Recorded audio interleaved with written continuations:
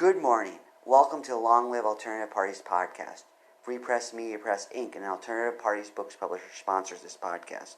I'm Andrew Bouchard. Welcome to the Long Live Alternative Parties podcast. Today we have another exciting guest. His name is Robert Strawder. He has run for office in the past, and he's going to talk to us today about his past experience so we can learn from it. So welcome to the podcast, Robert. Hey, thank you, man. I appreciate it. I really do. Free press. Yes, I sir. appreciate it. Yes, sir. Yeah.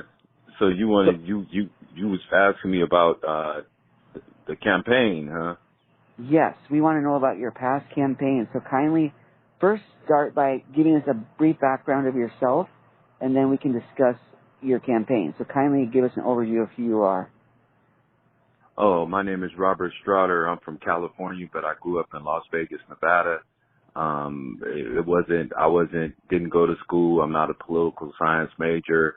What it was is I'm actually a hip hop artist, a member of Digital Underground. And I've been an underground rapper here in Las Vegas for many years. But I was on the run for 18 years and I turned myself in. But before I turned myself in 2016, 2017, I was vowing to God that I would never go to the dark side again, and I would give back to the communities and to children and youth that grew up like me in the inner cities of the nation, really, but of Las Vegas especially. And lo and behold, the judge hit the ballot and said case dismissed, and a lady that I wanted to manage me, she managed D40 and YG, and she used to deal with them with business, and I wanted her to manage me, and I used to text her on Facebook, and she said, no, I don't want to be your manager, but you would be a great consideration to run for a political position. And I was like, heck no, I've been around drugs and violence and gangs. And she said, but at least you tell us. Most politicians don't tell us anything. We have to find out on the back end. Now, long story short, she was the Black Libertarian caucus, and, she convinced me I was a Democrat. And I studied the Libertarian for about 6 months. I agreed, and then I started running for Congress here in Las Vegas and became the first hip-hop artist to run for a political position in America for the Libertarian Party. And, and that's how I started my campaign. Interesting. So your race was for Congress, the district in... District 1. District 1. Kindly describe that district to our audience. What's it like? That district is all of the Strip. It's a big middle block of Las Vegas, Nevada. And it's considered like one of the major majority blocks. This has changed now because of zoning that they changed it. But when I was running, I ran in 2018 and then I re-ran in 2020, and I ran against the incumbent, Dina Titus. Dina Titus, she's been around for many years. She's been a UNLV professor. She's married to her husband, who's an author / they are both millionaires. So I had a big fight of a mountain to climb when I ran against her.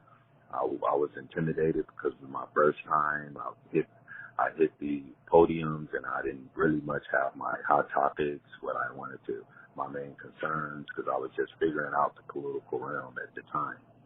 And, but the experience, it helped me to be now where politicians that are trying to be politicians call me, get consulting and things like that, because once you run through that system, then, it's just a big, like, to me, it's like once you learn how to ride a bike, then you just ride the bike. You know what I'm saying?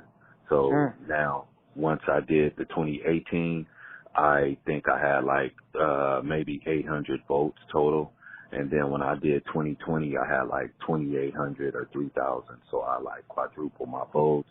I understood that, about campaigning, walking, the billboards you need, the media, the interviews, the hot topics, the 4 or 5 hot topics that you have to hit and what you should focus on, what your main concerns are, what really you're a constituent, and it's what the people want. So you have to go out there in the field, see what the people want, hear what they're saying, hear what they say the problems are, and then put that on your list, and then pick out which ones you can relate to the most, and then go from there. And that's pretty much how I climbed the ladder. And I've been working in the communities here, doing turkey drives, Christmas drives, backpack drives.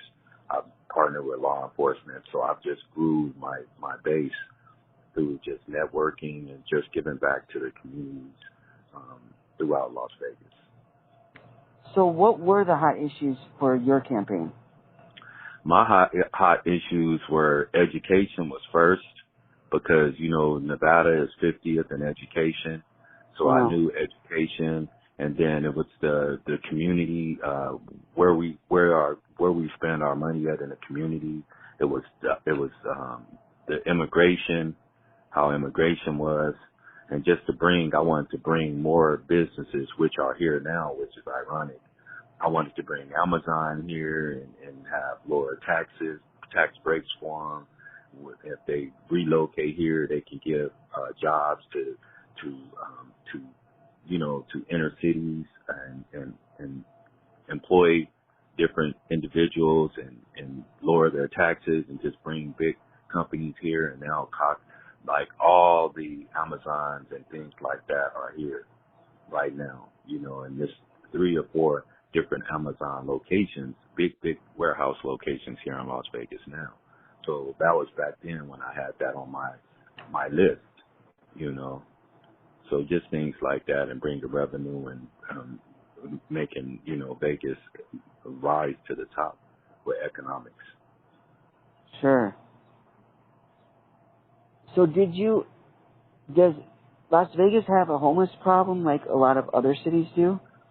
Yes, you're right. That was the main concern with education, homelessness, and things that's going on with the teenagers. We have a big, our homeless issue is big, because I think LA is 3 or 4 times bigger than Las Vegas, but we have just as many. If you divided us 3 or 4 more times, we have more homeless individuals than Los Angeles. We have the most homeless, and we have the most mental health issues and mental health services in Las Vegas than anyone in America. So how would you deal with homelessness in Las Vegas? Well, I would open up more resources for homeless individuals to, whether it be health, whether I would have workforce, setting them up with workforces, GED training. I would build far, not too far, but in the desert. I would put facilities where they can house, and you can go there and you can be housed and you can be fed, and just give them they really need healing, I can say, and give them an opportunity to overcome the negative issues that they're facing, because a lot of the homeless individuals everywhere have a big mental health issues. So that's a big concern. We need mental health facilities and establishments to help them, and we don't have the resources for that. Sure. So when you ran for office, how did the constituents receive the Libertarian Party vision? They really didn't, because, you know, the Libertarian vision is freedom, liberty, and justice for all. They feel like if you're doing drugs and you do them, that you can do it. That's on you, as long as you're not raping, killing, and stealing from anybody. So if you want to be a prostitute, you can be a prostitute if you want to, if you're not hurting anyone. And they just feel like you have freedom of speech, you have a freedom. The first and second and third and fourth, all the amendments were written because we have freedom of speech and freedom to do as we choose. But libertarians feel like the government now is controlling everything, and it's less government control and more people control. Sure. And people didn't really understand the libertarian points of views. They understand it because Republicans say that they are more geared toward libertarian policies than Democrats, which may be true or may not be true. But I do know that we just believe that we have the freedom to do as we choose. Like with marijuana, we were against you locking individuals up in marijuana. That was back in 2017, 2018. And looky here now, 2020, judges and lawyers and prosecutors, they're owning marijuana establishments. And still there are people incarcerated for marijuana. So we were against things like that. You know, we just wanted to better American voice and better American people and give them the freedom of choice and also give them freedom of different, like Republicans, Democrats is different. It's a different party out there. So we want to give them a different choice. And, you know, and it's a hard road because libertarians don't have as much money as Democrats and Republicans. And the vision and, you know, the story of a libertarian is hard to put out there if you don't have any money. Because I found out running for Congress in 2018 and 2020, it is based on money. It really is. The more money that you have, the better chance that you have to pay pay for you need a manager, campaign manager, you need media, you need signs, you need massive emails, you need phone banking, you need so many different things to succeed if you're really trying to be a true politician. And money is I can say to me is 80%, if not 90% of the fight. Oh my. So if you ran for office again, or if you don't, what did you learn that people who are listening to this podcast can take away for their campaigns? I just learned that politicians, they promise you everything and then they give you nothing. A lot of them do. I won't say everyone, but I will say a lot of politicians. I call it like a circus, where when they're running for whatever they're doing, they're campaigning, they come to your community, they tell you what you want to hear, and then they be like a circus, and they put it all up, and they roll it out, and the next time you see them again, if they win, will be when they're campaigning again. So being a politician, to me, I think we need more real people in office. We need less politicians. We need less political majors, science majors. We need less of those individuals in Washington, D.C. and our cities because they've been doing this for centuries, and we have the same results, and we always complain. The only way it's going to get better if we put real people in position to create change and see different views, and we need to diversify the way that it's ran in Washington, D.C. and everywhere in America. If we do those things, then we will see change, and we will see growth, and we will see a change of economics, hopefully for the better. But for the people and how our communities are doing now, we need more real people in position to make real change. And we don't have that. We only have politicians in office, and all they do is have lobbyists, and they tell you everything, and if the lobbyists want something, they get paid off, and they just do what they do and satisfy whoever they're satisfying. And their main concerns most of the time aren't the people. So we need more real people in office. Sounds like a plan. So when you ran for office for these races, did you have a team or did you do it all by yourself? I had a few people, teamed with me, Steve Brown, Yvonne Rainey, myself, and a couple of my friends, and we used to canvass. We used to just get the word out there. I used to go to different events and show my face and sometimes speak. But me coming from the streets, being an ex-gang member, they really didn't know how to address how I was coming, because it was the first time. Imagine somebody that's like an Ice Cube or Snoop Dogg running for something, people like, what's going on? They didn't understand why I was doing it, but I was doing it because I'm tired of the same old that's going on now, and I wanted to see if I could win, how I could change the narrative and really help people and really help communities and show that I can help have their concerns in mind and try to address at least, if they give me 10 concerns, if I address at least 4 to 5 of them, I did my job. When somebody in office now, you give them 10, maybe they'll do 1. And that's not what we're here for. We're here for change. We're here to better America. We're here to better our city, better our state, better our community. And we need to be more concerned on that than just the money aspect, because like I told you before, the unions and all of the people that's endorsing these individuals, that's how they get their power and they owe favors. Oh, the union gave me $1 million, so I owe them a favor. What do you need, union? Even if it's against what the community needs or the city is, they owe the union a favor, so they do what they owe, so they can get the million the next time they run. So it's all a political game. And, the things I'm saying a lot of people don't know, but the only reason I understand it is because I lived it. And, if you don't have those big brands behind you, then your chances to win are none. 1 to none, basically. So what other advice would you have for our audience who may be contemplating a race or who may be running a race right now? What would you advise them? Well, I just advise them to have their platforms ready, have their slogans ready, Okay. have slogans ready, have their platforms ready, have a team around them. Hopefully you can have a manager, campaign manager with you to help you to get the word out there.